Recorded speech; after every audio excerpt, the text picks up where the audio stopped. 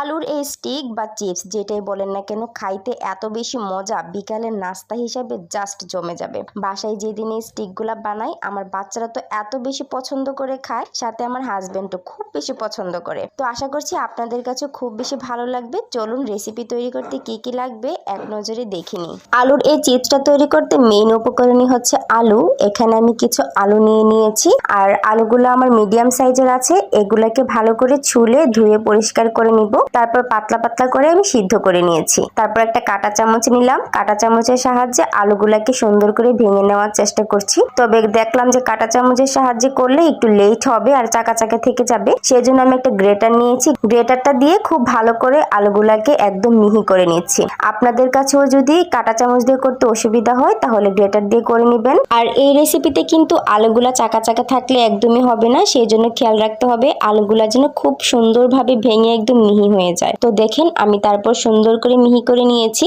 এবার আমি এখানে ব্যবহার করছি গুঁড়া মরিচ, আর এখানে দিয়ে দিব জিরা গুঁড়া, আর এখানে দিয়ে দিচ্ছি হলুদ গুঁড়া। আপনারা আপনাদের পরিমাণ অনুযায়ী দিয়ে নেবেন। আর এখানে দিয়ে দিচ্ছি লবণ, আর এখানে দিয়ে দিব আটা।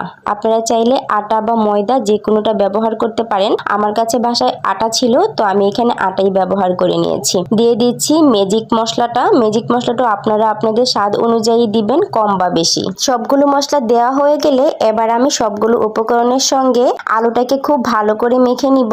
আর আপনারা চাইলে কিন্তু এখানে কর্নফ্লাওয়ারও ব্যবহার করতে পারেন। তো আমি কিন্তু এখানে কর্নফ্লাওয়ার ব্যবহার করিনি, আটাই ব্যবহার করেছি। তো খুব সুন্দর করে মেখে নিতে হবে যেন আটা প্লাস মশলা আলুটার সঙ্গে খুব ভালোভাবে মিশে যায়। আলুর সঙ্গে মশলাটা খুব সুন্দর করে মাখানো হয়ে গেছে। এই পর্যায়ে আমি এখানে কিছু ধনেপাতা ব্যবহার করছি। এটা জাস্ট ফ্লেভারের জন্য, আর দেখতেও কিন্তু সুন্দর হবে ধনেপাতা ব্যবহার করলে। তো ধনেপাতাটা দিয়ে এটাকে আমি আবার সুন্দর করে মিশিয়ে নিচ্ছি। তারপর আমি একটা সাদা পলিথিন নিয়েছি, পলিথিনটাকে আমি চারদিক থেকে ছিঁড়ে নিয়েছি। ছিঁড়ে এখানে একটু তেল ব্যবহার করেছি, সয়াবিন তেল দিয়ে আমি কাগজটার মধ্যে দুই পাশে খুব ভালোভাবে মিশিয়ে নিব তেলটা, যেন আমি এখানে আলুটা দিলে কোনোভাবে আলুটা পলিথিনের গায়ে লেগে না যায়। তারপরে আমি আলুটাকে চারদিক থেকে ভালো করে ছড়িয়ে দিব এভাবে করে। তারপর একটা রুটি বেলানোর বেলাইন নিয়ে সুন্দর করে চারপাশ ছড়িয়ে দিব এক সমান করে। ছড়িয়ে দেওয়া হয়ে গেলে হাত দিয়ে আবার একটু সমান করে দিচ্ছি, কারণ আমার রুটি বেলানের গায়ে তো একটু একটু কাটা কাটা ছিল, মানে লম্বা লম্বা দাগ দাগ ছিল। তো এটার মধ্যে যেন দাগ দাগটা না আসে সেজন্য আমি হাত দিয়ে সুন্দর করে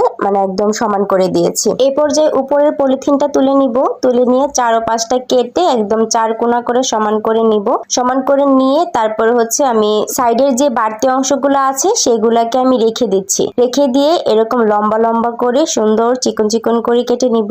আর এভাবে সুন্দর করে কাটলে কিন্তু লম্বা লম্বা স্টিক হয়ে যাবে। এগুলা কিন্তু ভাজতেও খুব সুবিধা হবে আর সুন্দর করে